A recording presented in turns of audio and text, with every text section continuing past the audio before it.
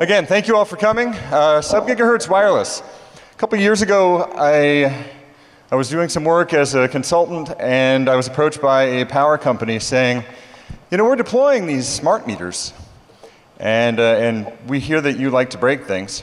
We'd like them broken, and they paid a good amount of money to invest in a lot of things, including standards on how to do secure computing, and yeah, I know, boring, but it paid the bills, and they got me lots of gear, and they paid me to poke at it and have fun. So I figured the standards work was kind of the crap of the job, and I got a whole bunch out of it. One of the things that I ran into, in fact, that's one of the things that got Mr. Cutaway here and I to work together some. Who here went to his Eye of the Meter talk at Black Hat or DEF CON? Have you given it yet? Not yet. Not yet? How about at Black Hat? Anybody see that? Sweet.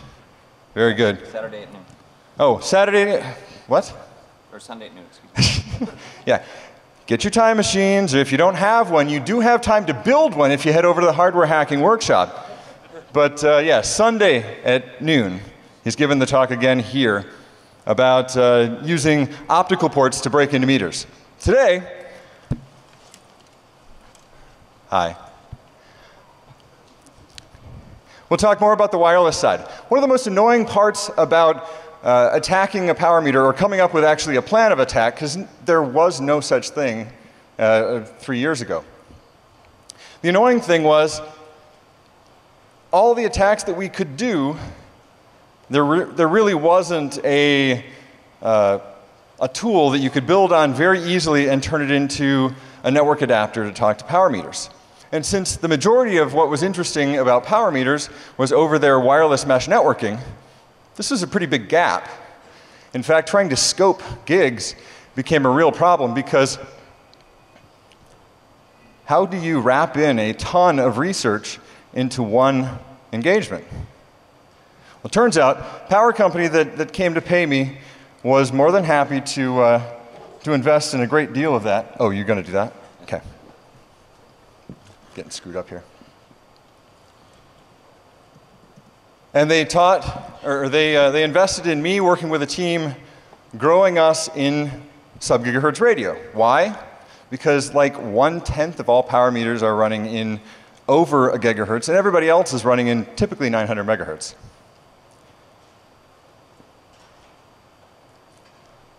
So what the heck is this sub-gigahertz thing? Many of you know that the FCC, and actually outside of them globally, the International ITU, have put down regulations on frequency. This is so that your cell phone, for example, doesn't get cut out by somebody's hair dryer, and an overpowered CB doesn't tend to break into your television. They realize that broadcasting into the air is kind of a freedom, a rights, a liberties issue, right? I have the right to transmit, but rights have to end when they stomp on somebody else's rights, right? Unless they're mine, of course, because no, sorry, just kidding. So the FCC has regulated many of the frequency bands that we use in the United States, and probably will as we discover new bands and probably move into quarks and other really cool things that we don't know much about yet. And they have designated several bands ISM. Who can tell me what ISM is? Just shout it out. Industrial, scientific, medical. I love that it's like a round. Industrial, scientific, and medical. Yes. This is unregulated band that the FCC says, as long as you are within these guidelines, you don't transmit more than this amount of power, or if you're going to go over that up to this amount of power, and you hop over a spread spectrum, we don't need any licensing. Ham radio folk, what's that about licensing and the ISM bands? Well, you see, we hams, we get to, abiding by other rules, we are allowed to transmit with more power. We get to do other cool things, and we have a lot more frequency at our fingertips. But most companies don't have that. They have to pay a lot more for it. So they like to stay in the ISM bands. Your original cordless telephone, for example, 900 megahertz. Then they bumped into one of the upper ISM bands, the 2.4 gigahertz range, and your microwave started, or your cell phone and your Wi-Fi access point and your cordless phone were all competing for band, and then the microwave took them all out. So what else is using ISM? We have insulin pumps and other medical devices, and trust me, not everybody who wears them is that good looking. We have the little CB replacements, you know, the ones that we use.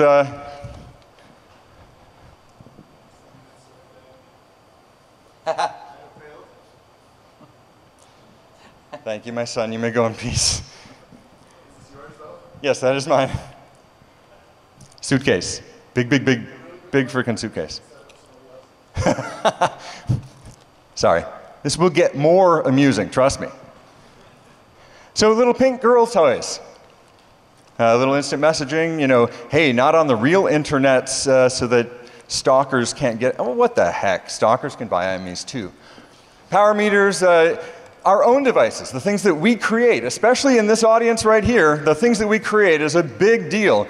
I got a buddy of mine here who likes do-it-yourself copters, and he's built a great deal of really cool things. And he just hands me something at Black Hat. He says, that's my target. Show me how to go break it. So really cool stuff. TI's making a push.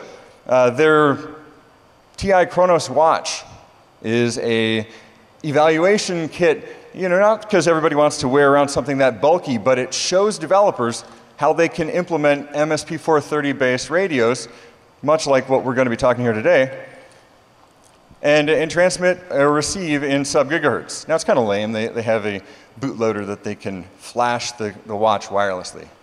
Yay. I'm thinking wirelessly attacking power meters from my watch. Which firmware do you flash that in? What's that? Which firmware for that? Don't bother. It should be going. Is it number 2? No, I don't have any firmware on. Oh. Which one? IME Game 1. Okay, thank you. Very cool. Although we didn't push it. Don't worry. All right. So how do we play with it? I mean, it's really cool to talk about things, but unless I can twiddle with it, I don't really find it that interesting. I'm that kind of a learner. Well, in the early stages of my research into sub-gigahertz talking, I thought it would be really easy. And my crew and I were sitting down with the little pink toys saying, how do we make that break into a meter? And it set us down a road, which ended up with me, actually, cutaway here, showing up with this stupid little green thing instead of a really cool pink thing. And the stupid little green thing had these pins sticking out of it. It looked like something out of Frankenstein's wireless show. And turns out, it's a Chipcon 1111 microcontroller, radio, and USB controller all wrapped up into one. After about 2 months of banging our head up against pink stuff, I just started writing a library. I'm thinking, yeah, I can do that. I've written emulators, I've written disassemblers, blah, blah, blah. No big deal. Let's just follow the spec and you know, read the documentation. And it was a great learning experience. It was amazing, actually. I still have my head shaking and it's distracting. But it was not easy. The documentation covered the semantics of how the thing did its task and expected me to know everything there is to know about USB, and I knew nothing at the time. So that begat the CC1111 USB project, probably up on Google Code still, that basically allows the computer to talk to this microcontroller, and that's about it. I mean, it's just poke memory here, read or peek memory there, whatever. It was a good base. And I started adding some more functionality into it, and I came up with what I affectionately call RFCat. RFCat supports the little ugly beautiful thing up there in the corner, the green one. That is a Chipcon 1111 evaluation module. If you've bought a TI Chronos watch, you'll recognize this picture down here in the lower right corner. The watch, a CD, and 2 dongles, one to flash wired, and one that's just a really awesome hacking wireless toy that's used to flash the watch. And then I still really have an affection for the Pink Girl toy. So we have invested a great deal of work into its firmware as well. You see the picture there. That is Mike Osman's Spectrum Analyzer firmware actually running. He's an amazing guy. And you'll notice also in the lower right-hand corner, a GoodFET. Travis Goodspeed, if you're here, ciao, awesome. There's some catches to sub-gigahertz wireless. It's not all fun and games. The tool that I'm putting out will allow you to go learn and attack, but it may take some tweaking, it may take some coding on your part. Why? Because everybody thinks that their way is the best, and they've done about a bazillion different ways of sub-gigahertz wireless. It gets very interesting with frequency hopping, spread spectrum, which we'll talk about in a few minutes.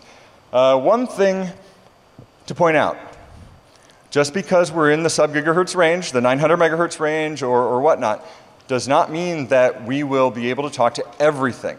There are two different types of frequency hopping that I will get into later, and one is simply not compatible with RFCAT at this time. So why do you care? Why are you here and not walking out? Well, apparently, some people are here and not, no, just kidding. I personally think that most of us, if we have any technology bent at all, we marvel at the power of radio frequency. I do. It's distracting. If you're a security researcher, you may find that you, like I, have need to go poke at stuff. And even if you're not a security researcher, but you maybe are a security professional at a large manufacturing plant, perhaps, that runs Telzon gear, you may find that you need to prove to your bosses that the Telzon gear is running Telnet clear text over the wire. Hello? All right. Since we are crammed in time anyway, and I didn't want to cut the value from the slide deck so that you can take this with you, I'm going to blow through slides. My email address and my... Did you see my email address on the front slide? If not, we'll go back to it later. Email me. Seriously, this is an awesome area. I want to keep working on it. Anybody who's familiar with 8051 Core will know most of what that means. It is the most popular microcontroller in the world. It's been sucked into everybody. It's like the BSD license of microcontrollers. The microcontroller is the thing that you control, and you write code for it, and you control its entire execution. However, you have this peripheral that's called a radio. It's the 1101 radio core that TI, ChipCon puts out. And it has its own state engine. It's got its own code that it follows. So you and your firmware have to tell it, go into TX mode, I want to transmit, and then wait for it to actually get there. Then you tell it to go to idle mode, and you have to wait. And at times, it has its own error modes that it will go into. So keep in mind, there are two different things going on within the RFCAT. Configuring this thing is actually very interesting. I like low-level programming because I like the idea of sticking bits into a register and having them actually make real things happen. So these registers are the ones that make the radio work the way that it does. TI basically took everything that they wanted to do in a sub-gigahertz range in almost every kind of modulation that they wanted to use, and they wrapped it all into one radio and let you just configure the snot out of it. And then they gave you SmartRF Studio, which, after many hours of banging our heads up against a wall, we realized is the answer to learning how different configuration items impact each other. If you have troubles and you're doing your own really hardcore stuff with RFCAT, like your own firmware and doing really interesting configurations, you might want to check SmartRF Studio and kind of get to know how things relate. For those of you that could be developing, I included this slide. We're not going to go over it, but it basically lays out the internal firmware API and how to use it. So what do we want to know when we're hacking wireless systems? There's a checklist. If you're going to do some research, you got to know, do I know enough to even go poke at this thing? Could I possibly hear it if I just set at a channel and listened? First of all, you need to know the frequency, or in a frequency hopping system, you need to know what frequencies are used, and if you can, how they're used. I'll talk about that in a bit. Modulation. So who here listens to AM radio? Besides the hams, who here listens to, yeah, like 90 hands go down. You remember AM radio? You remember going to a drive? No, you guys wouldn't remember a drive-in. At a drive-in, it was really cool because you used to have this thing you set out the window. I mean, I was like 5 years old. And you roll down the window, you set this thing there, and it'd speak into your left ear. It was kind of annoying. And then they got cool. They did AM radio broadcasts, and you could hear the movie in AM radio until, like, whatever distortion might happen to hit, and you hear, hello, Batman. AM radio is represented today in wireless hacking. FM radio is represented today in wireless hacking. You may not have heard of it. It's called amplitude shift key and frequency shift key. See, they threw on that SK there so that you didn't think, hey, my radio, cool, let's tune into, let's whatever, radio station. Intermediate frequency. Anybody heard of super heterodyning or heterodyning and super heterodyne radios? Yeah, hams, you can show it. All right. This is the idea of slingshotting a frequency from its original up to a target. So let's say that you have a radio that you want to deal with in your, it's a low frequency radio signal. This is very common because the components that operate at low frequencies are cheap and they're accurate. And then using heterodyning, which means mixing in a different frequency and getting the difference on both sides as transmit or actually receive works the same way, and then filtering out the signal that we don't want, we're able to actually just move the frequency to where we want. We'll talk more about that later. Intermediate frequency can impact the quality of your radio signal. Baud rate. We'll talk about baud rate in a minute. Channel width, spacing and hopping, what kind of bandwidth filter you need. These are things that are just really all about radio. And if you don't like radio, well, you might not want to be on the talk, but I think you probably do. Sync words. Typically to block out noise, radios will look for a specific byte pattern or bit pattern, and when it sees this bit pattern, it says, all right, this is the start of frame delimiter. It's right here, and then anything we receive after that is actually an RF frame. What kind of length goes into this? We'll talk about this in a minute. CRC, data whitening, other encoding mechanisms, things that allow us to reduce error and reduce the number of things that we see that we don't want. Many frequencies are interesting, but these are the most at this time. That is the right one, sir. Thank you. Everybody give Paul Melson a hand. Thank you. Or do you go by Duncan?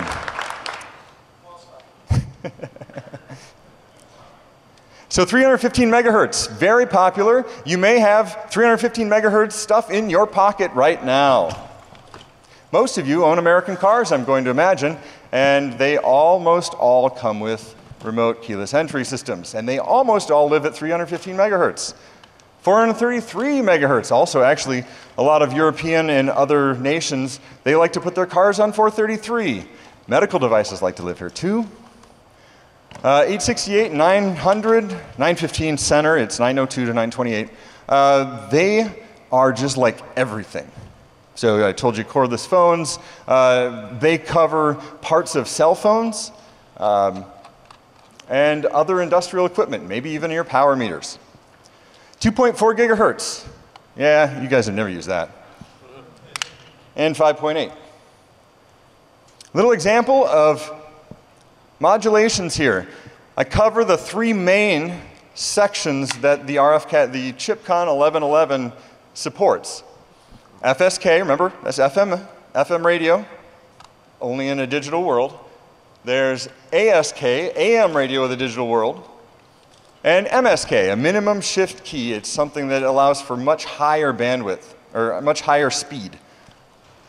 So look at the top picture, you'll see frequency shift key. You notice in the time domain, The waves are really fast, and then they slow down, and they get really fast, and they slow down. That is called a deviation from the frequency. And that deviation is used to figure out when you have bits, 0 or 1. Your ask, and also another well-known one that's used for everything, called ook. It's a special form of ask. So why don't you ask me a question? What's ook? What's ook? On-off keying. Yes. So amplitude shift key, as you can see in the picture, has high power fluctuations of waves, and then lower power, and then high power and lower power, which is why it's more susceptible to distortion, because the power tends to fluctuate anyway by, a passing wave of solar activity or whatever. On-off keying is basically, if there's wave, it's in a 1 or a 0, and if it's not, then it's the opposite. Now, minimal shift key, if you look at this bottom thing, you'll notice that you really can't tell that there's any modulation going on, and that's because it is so fine that it actually is hard to tell. But if you count the loops, you'll actually see that it shifts by half of a hertz in that picture between the different sections. And GSM actually uses MSK. Intermediate frequency, we mix a local oscillator with our radio transmitter. And if we have for example, example here, power meter system has a 900 megahertz a sub-gigahertz radio, actually very similar to what I have. They're operating in the 900 megahertz range by spec. They operate the radio at 400 megahertz, and they've got a local oscillator they're mixing in at 1.3 gigahertz. Do the math. Plus or minus 400 megahertz from 1.3? Yell it out when you got it. 900 megahertz and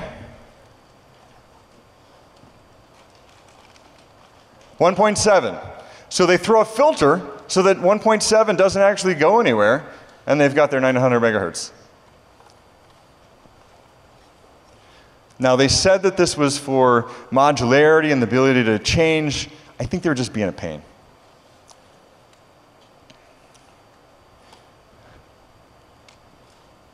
Who here had a 1200 baud modem? How about 300? No, 1200 that drops to 3 doesn't count. 150. Yeah, I see still a few hands. Yes, thank you. I'm glad other old people are here.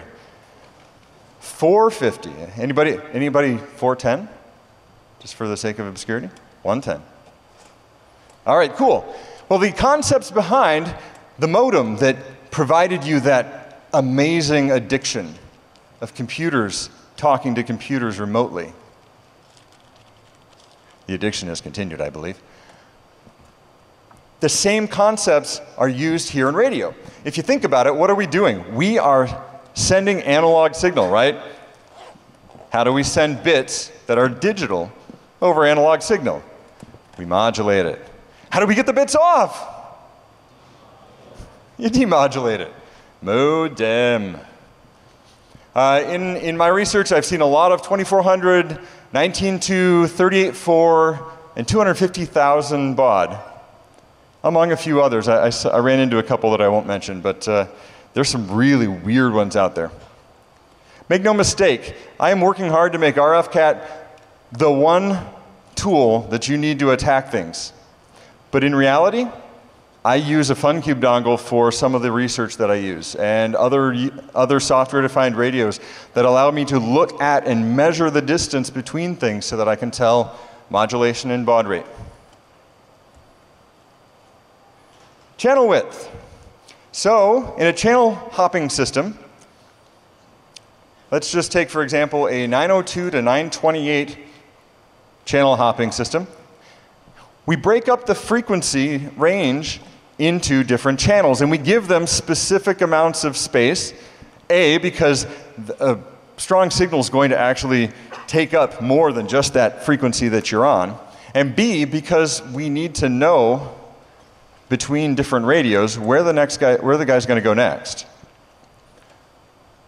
So your Wi-Fi hops over a set number of channels, and so does your Zigbee.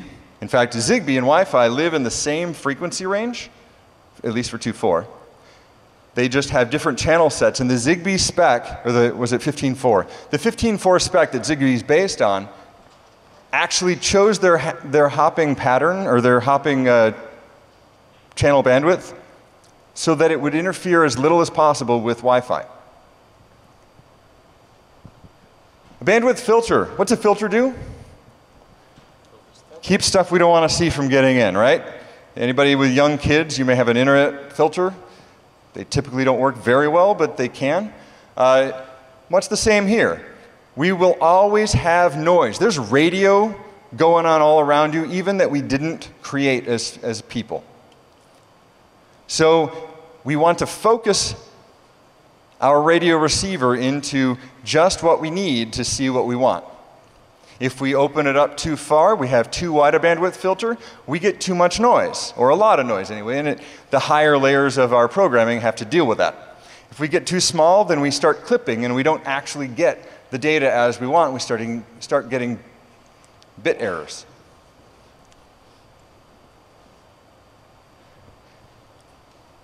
Another configurable part of the radio that helps us only get what we want to get, it's called a preamble, and I talked about sync words just a few minutes ago. A preamble is defined as a logical bit 1 and a logical bit 0 in succession over and over and over and over and over and over again at a particular baud rate that your modem will understand. The packet subsystem of the radio will look for this preamble, and after a particular preamble quality threshold, in other words, a certain number of ones and zeros in succession, then it says, okay, I'm going to look for a sync word. Because if there's just a couple, then that doesn't necessarily mean that we've got radio. We can tune the preamble quality threshold to 0, if we want. And we can set how the sync word detector works. There are several different things about the sync word detector that need to be understood. We can configure that thing to nothing. So it just doesn't look for anything and hands any bits that the radio wants up the channel. What's this good for? Well, it's good for seeing if your pipeline of data is working, because it just floods into your client. It's also good for generating fairly random noise, right?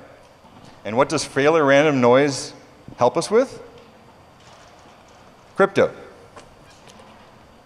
There's also a carrier detect setting. This means I don't care about bits, zeros, ones, sync words, whatever. I just want to see power on the radio band. So even before it receives data, you've got a carrier wave, and as soon as it sees the carrier wave, it then starts sending data into your client. You can also set, and very commonly you'll see 15 of 16 bits of what we received in the air match the sync word. So you set the sync word, OC4E is a common sync word for TI, and let's say you get 1 C4E. In this mode, that would be enough. You've also got 16 of 16 bits, so that it's got to be perfect. And you've got 30 of 32 bits, which actually says, and this is important, every time I transmit, I'm going to send the sync word twice. And when I receive, I'm going to look for it twice.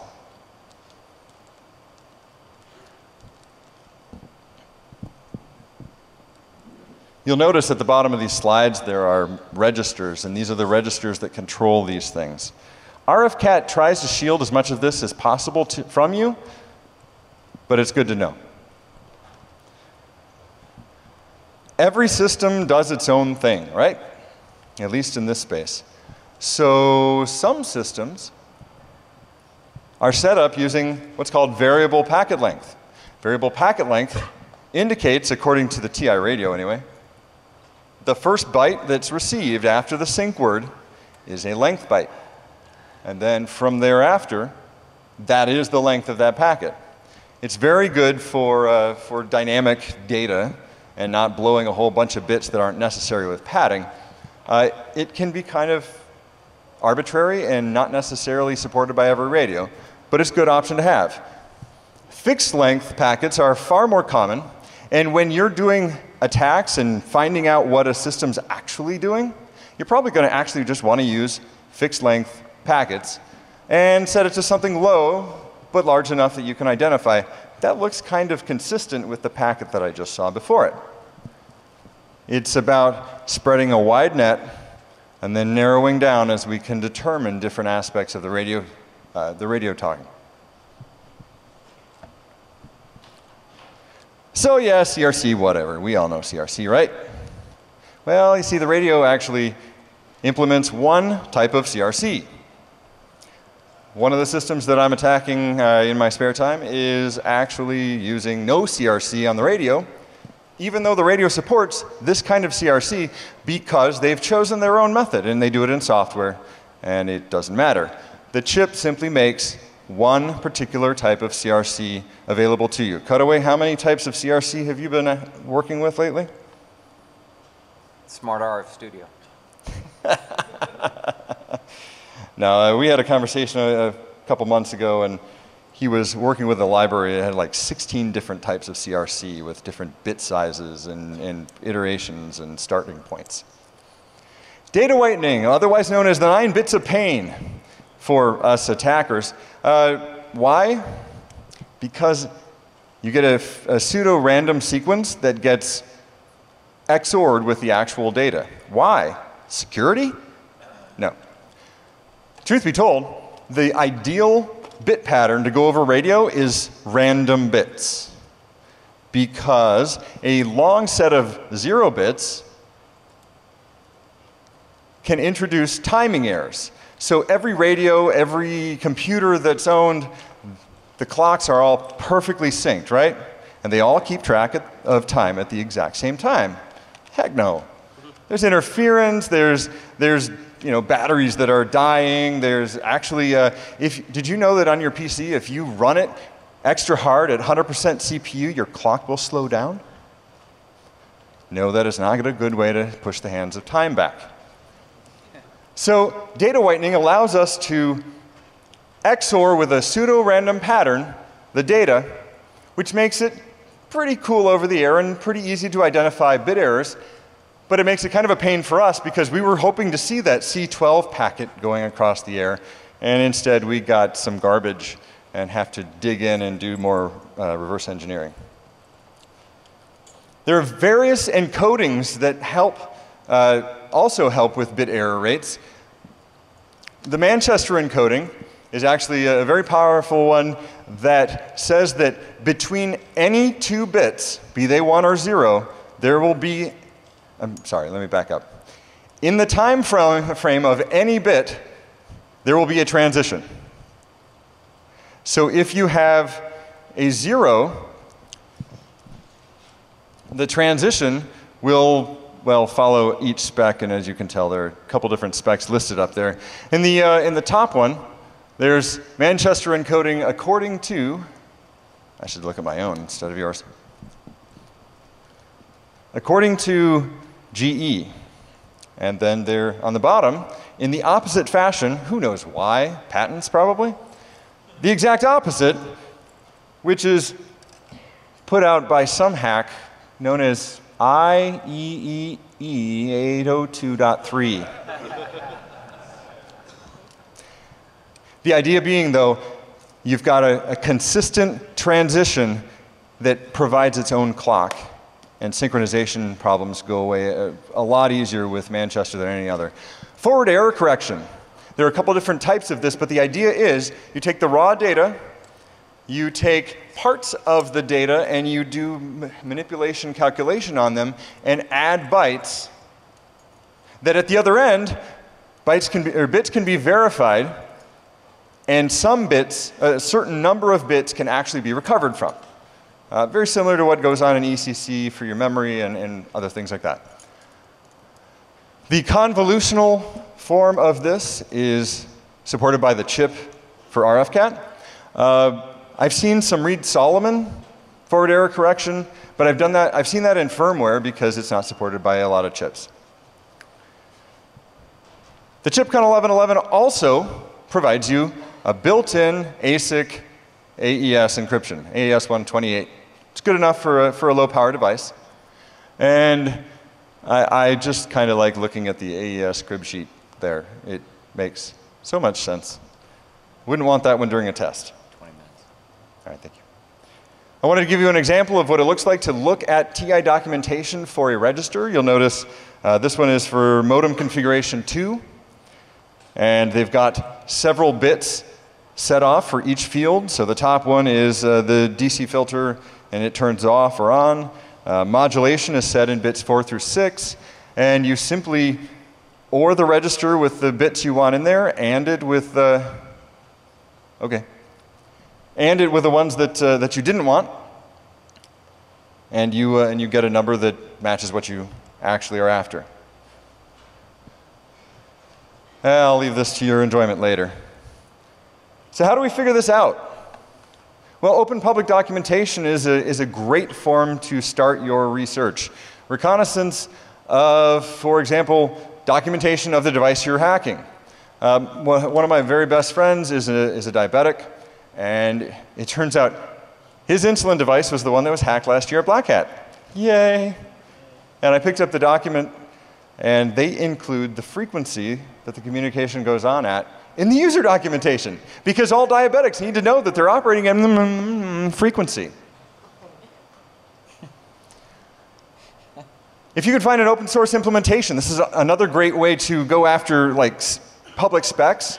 Maybe it's an IEEE spec, but you can just take the Linux source code and read through and then figure out how it works and implement it yourself. That's excellent stuff. Public but harder to find. There are links on here. They're on your CD. Bookmark them because they were a bitch to find. FCC is not discoverable through Google. Let me say that again. You can't find FCC filings of any real interest going through Google. You need to go to that website, transition.fcc.gov. In fact, I think it might have changed, but this points to it, so check it out tomorrow. It's no longer transition. Patents. Some of the most amazing frequency hopping systems that I have been reading about have been read about through patents, because everyone thinks that theirs is the best way. And even if they don't, who knows, sucky stuff has happened and gone public. Ethernet, for example, token ring was way better, theoretically. Ethernet was cheap and easy. Oh well, we know who won. I read a French patent on how to talk to 1 meter. It was in English. And I've found several other meter type patents there for your enjoyment. Reversing hardware, it gets a little bit more intense, and it's not as frequent that it's easy. Like finding a patent, it's either there or it's not. Hardware reversing, you stick in a lot of time and hope that it works out.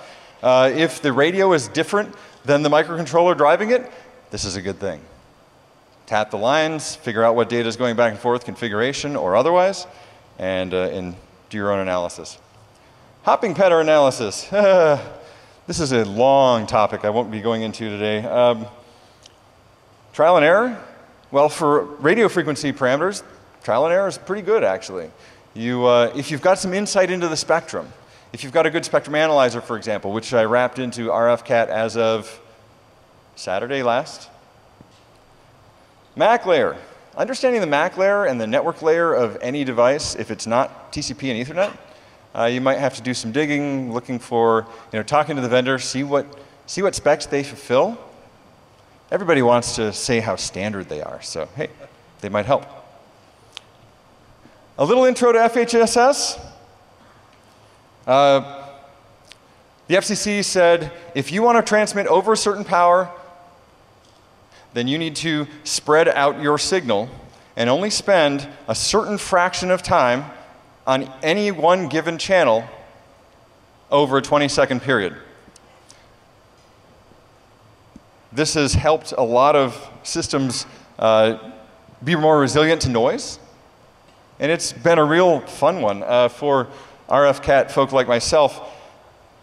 the humor behind RFCat is that it all got started while I was at Distributech a few years back.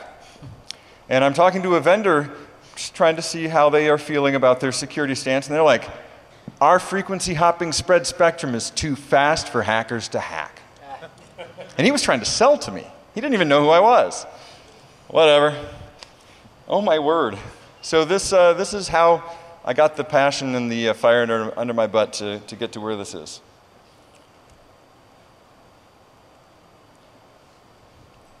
I've only got a couple more minutes here, so I'm going to leave on a little Neville Maskelyne. Back in 1903, article hit Slashed out about 8 months ago. Back in 1903, Giacomo Marconi, or Marconi was Marconi, same Marconi that you buy equipment today, same company. He was about to give a demonstration on how he could transmit wireless signal from one location to another over a great distance of several miles using a channelized radio signal that was virtually private. You had to be able to tune your radio specifically just right to be able to transmit and receive this signal, making it a virtual private network. About 5 minutes before the demonstration was about to begin, I mean, people, peers all over in the industry, they were just in an audience just like this. And Marconi's assistant was sitting there getting the gear all ready, and suddenly, 5 minutes early, they start hearing Morse code tapping. Somebody in the audience who was very good at Morse code started listening and chuckling because the Morse code coming across was mocking Marconi. Because Marconi was an idiot. He made tons of money. Let that be a lesson to you. You don't have to be smart to make money. You just need to, something. So Neville Maskelyne, a couple days later, came forward and said, yeah, I did it. Now, a little bit about Neville. He was in the circus family. And in the circus, he had learned radio tricks because of their entertainment value. You get the tricks where you're able to wirelessly communicate to somebody on stage about who is what, or things of that nature. So he was one of the original hackers of wireless systems. So he said, yeah, sure, I did it. You're a fool. You don't have any virtual private network. I just broadcast a powerful signal and took over your current arrangement. And his response, epic. I will not demonstrate to any man who throws doubt upon the system. And on that note, I will leave you with this thought. It is our responsibility to validate the security of the systems that we rely upon. Your best friend may be the first death by medical device attack. Thank you.